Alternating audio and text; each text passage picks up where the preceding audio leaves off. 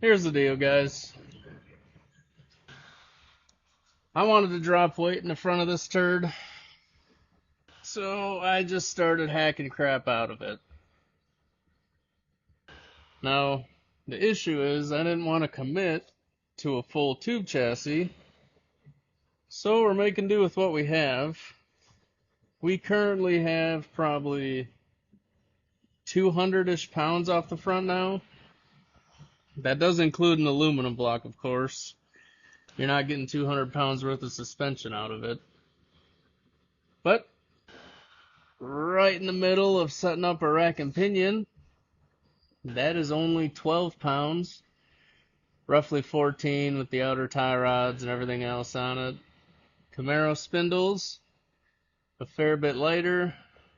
417 control arms, also lighter. But this is the issue. Don't mind all this. It's just what you gotta do. So as you can see here with my kind of ghetto geometry meter dealio, we have some Longacre toe plates. Now the reason I went with those is because I don't have hubs or brakes for my spindles yet, and this was going to be the easiest way to set it up. So I just have a angle finder at the bottom for camber, toe plates for toe, of course, and I've been using this laser and this big ass ruler to figure out bump steer. Hopefully this helps you guys figure out ways you can do it at home. It's really not that bad. You don't have to have the truck all the way together. You just need the suspension parts and some basic tools. The toe plates are pretty cheap. But like I said, once you get your camber and caster set where you want it, next is setting your toe.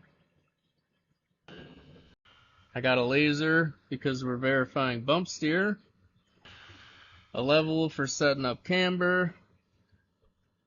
We have our toe set up.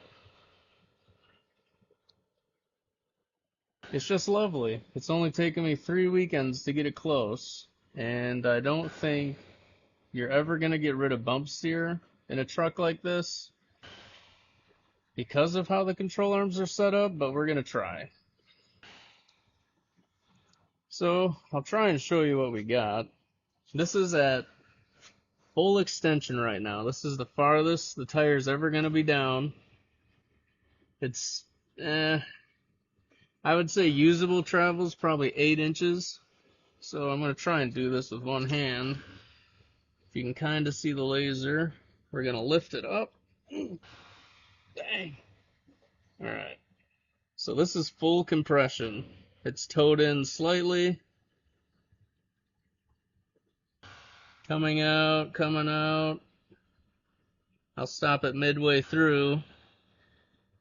And you can see up there, it's out and it's in here. All that means is it's towing out, which not ideal. However, when we go back down, it settles back in right where we set it. So, all I'm trying to do now is figure out if there's a way I can get rid of the slight toe out we have. I'm not sure yet. Right now we stacked a couple spacers on here. We've only got this tube tacked in and these brackets tacked in. If you are doing this, I would suggest putting the rack in low. Not super low, but low enough that you can adjust it later with spacers. The idea is, if you can get a rack that has pivot points the same width as your lower control arms, then the arcs should be similar on their up sweeps and down sweeps. So right now, the rack pivots and the lower control arm pivots are just about the exact correct area. The only thing I'm wondering, are the spindles causing some weird geometry? I have a TRZ Bumpsteer kit on there now that has plenty of adjustments, in case you're wondering. If you're wondering why when you buy a rack and pinion kit for an OBS Chevy, and all of a sudden your truck handles like crap, first of all, I don't think there's an OBS Chevy on the planet that's identical to another one. Meaning the frame varies a little, the body varies a little, the steering varies a little. And when companies are manufacturing this kind of stuff, I can't speak for all of them, but I assume that most of them get it close and they send it, because if they spend a lot of time on it, they're not able to work on other stuff. So, if you're like me and can't help but do it yourself, you're gonna go through these struggles of trying and redoing and trying and redoing. But the goal in these next maybe 1 to 3 videos is I'm gonna get it perfect, or as close to perfect as I can be. And I'm gonna give you guys every single measurement you need to put a rack in this truck, and make sure that if you're gonna have long travel, or even go to QA1 arms, or even a stock arm, and you just want a rack and pinion, I'm going to make it so you guys can have all the measurements, set it up yourself. You probably don't even need a tube bender. You can buy a kit and adjust it from there. We are going to see. So, first things first, let's take a look at these crude drawings. Basically, the only idea I want to get into your guys' head is the pivots. So upper control arm, tie rod, lower control arm, spindle, and I'll show you on the truck. You kind of see right there, lower control arm, tie rod, upper control arm. These are the main pivots. And what I'm showing you is basically a line. Wherever your rack pivot is, you want it to intersect, you want it to intersect your lower control arm and your upper control arm, as if there's an imaginary line. Roughly, that's where you want to start with. Because the suspension travels in an arc, right? So it goes up, and it goes down in an arc. If everything shares a similar pivot and all your lengths are correct, you shouldn't have bump steer. Kind of. Now, here's another crude drawing. Same as the other side, except the tie rod pivot's moved. So what that does, the spindle pivot is the same, but now the tie rod pivot arc is shorter. So now that this is following a different pivot, it's going to actually twist the spindle as your suspension is going up and down. The problem I'm having right now is determining whether it's a steering issue or a control arm geometry issue. But before we even get into any of that, you have to set your suspension up prior to any of that hoo-ha.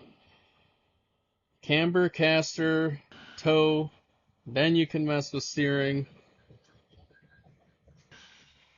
Right now we have all that set up. Unfortunately, you can't really get much camber out of these control arms if you also want caster. The more caster you have, the more straight line stability you have, which I would rather have if you're going high speeds in a very short amount of time. Alright, so I've been at this for a couple hours. Here's what we got. Don't mind how ghetto all this looks. Basically, I had to build a jig for the rack because I was getting sick of tacking that thing up and grinding it and back and forth, back and forth. So I got a ginormous anvil on there for weight so it doesn't move when I'm moving the suspension up and down. Our height is a little bit different. We got a 1/4 inch spacer under there. And now we are within a 1/16 inch of travel, toe out and toe in. So let's see here. See if you can see this. We were, let's see. So right about there is roughly midway through travel. Go down.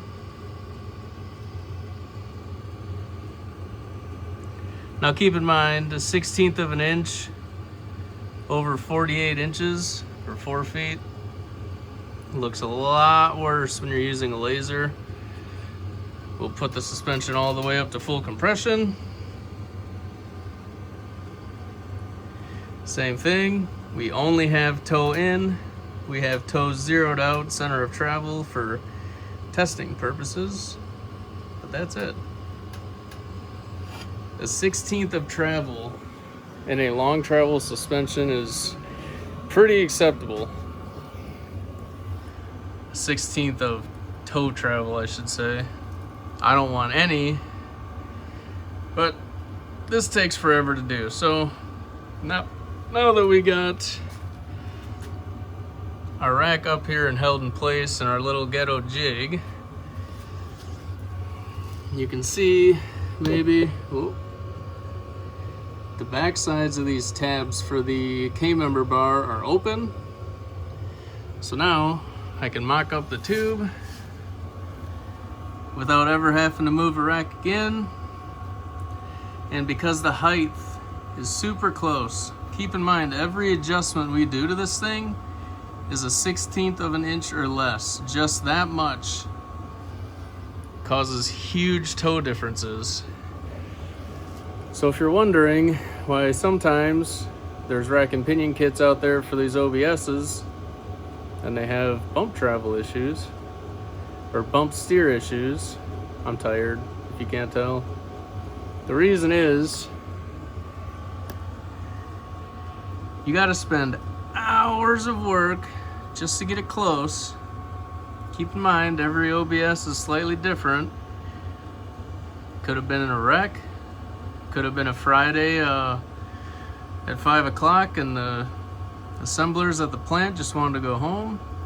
It could be the fact that you're running aftermarket control arms and spindles and expect you to have no bump steer. The reality is, if you want your stuff to work, you got to put in the time. So I'm going to work on welding in a tube. I'll catch up with you guys then, and maybe I'll release my dimensions and measurements and all the stuff I use so you can do it. Or if you have a rack kit, hopefully there's some adjustment to where you can get it close. But like I said, even if you have 417 arms and QA1 spindles and you match your tie rod length and get the same rack, there's a very high chance you're not going to get it the exact same place mine is, but hopefully it can help. All right. It is several hours later. Here's where I'm at. Get down here so you guys can see. Here's the rigged up jig I made so this wouldn't move. I could set the height, set the distance. Everything's lined up.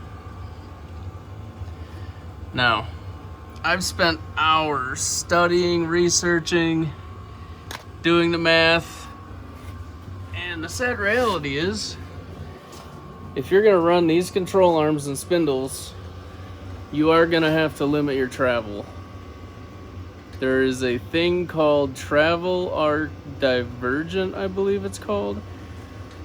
Super confusing, but essentially, if you look at my crude caveman drawings, the whole suspension, everything travels off of pivots and then it arcs. Right now, all of our pivots are lined up, but when you have 10 inches of travel, something has to run out. So we are essentially, get it up here. Can't see the line, it's flush on the ruler, but so this is ride height. Pretty even. That, oh, come on. That's probably 6 inches of travel, 8 inches of travel.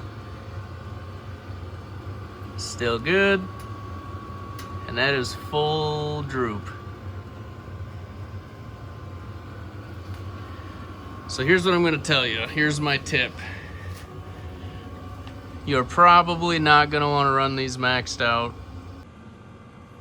And guys, I am happy to say I think I figured it out. I took the liberty of hanging a fender up on here and mounting an OBS hub to my Camaro spindles. Don't actually do that, please. The bearings are the wrong size, but it's good enough to mount a tire back to it so I can give you guys a better representation of what we're working with. As you can see, the front half of this unit is all welded, good to go. Let's see, brackets are done. All we need to do now is gusset the rack brackets, gusset the front of this K-member, and then we have to delete this guy and put the actual legs of the K on. But I want to give you guys a representation of what we've done.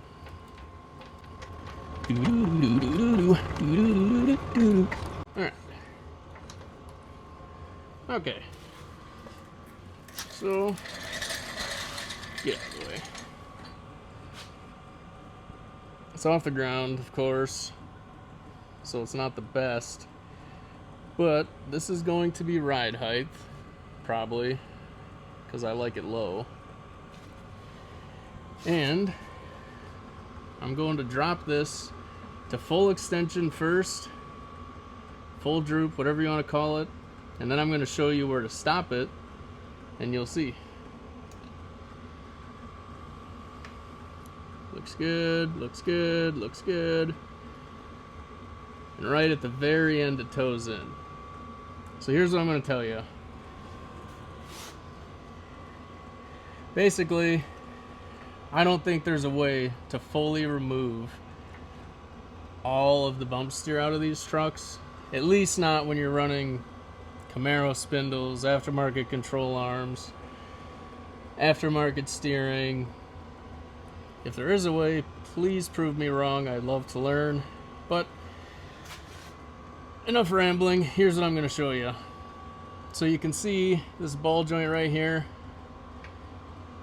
What's stopping travel is actually that upper ball joint cup hitting the stem of the ball joint.